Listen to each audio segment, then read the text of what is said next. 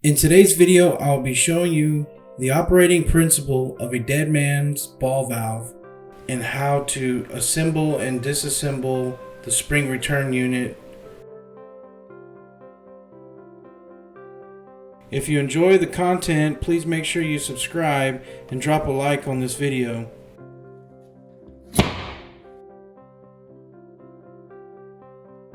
Thank you for tuning in to Everything Valves, the channel dedicated to bringing you everything valves. Thank you for everyone supporting this channel.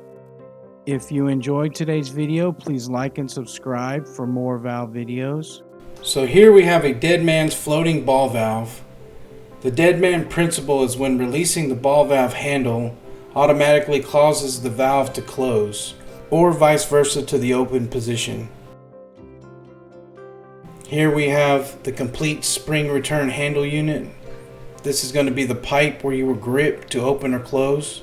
This is going to be the stem adapter that the pipe threads into. Here you have the stem nut that holds it all in place. This is going to be the mounting pad that has two bolts that thread into the valve body here at the bottom. And here you have the spring retainer rod bolt. This is where the spring back motion is created. First, we will start by removing the valve stem nut, then the retainer rod bolt, and last the mounting pad. Here on top you can see the stem nut. This is what holds the spring unit onto the valve. We want to remove this nut here.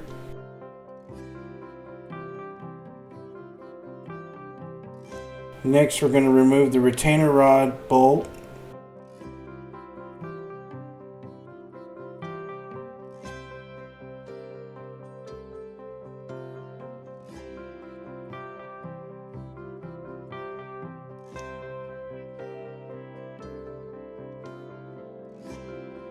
Now the stem return unit, or also known as handle, is able to be removed completely from the valve and mounting pad.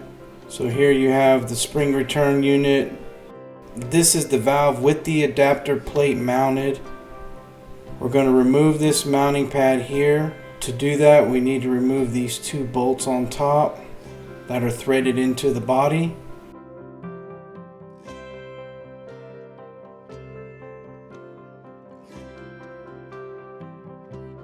You can see the valve body on the left and the adapter on the right.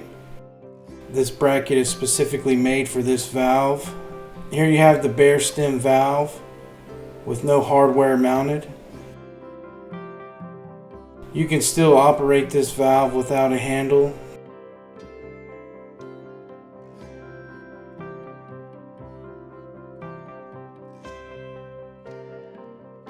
Here is the spring return unit and all of the mounting hardware. Not very many components, but now let's look closer at the spring return unit. To disassemble the spring return unit, we're going to first unthread the pipe from the stem adapter. Here you have your stem adapter. Here you have your pipe with the spring retainer rod sticking out of the end. You can see the spring right here at the bottom. To remove it, you simply pull it out of the pipe.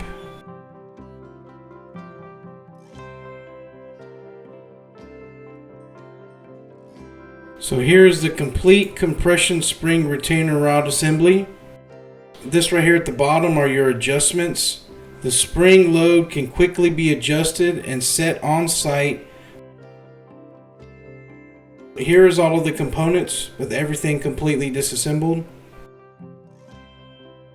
To reassemble the spring return unit, we need to make sure the valve is in the proper position.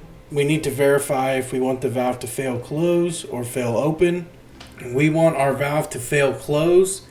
We want to make sure the ball is in the proper position and that the spring return handle follows the valve stops.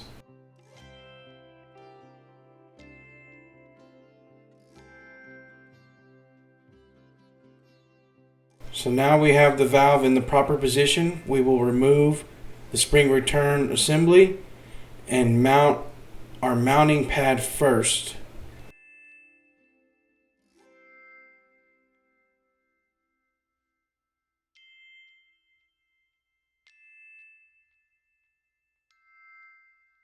Once your mounting pad is installed, you will take your spring return unit, mount it onto the valve stem.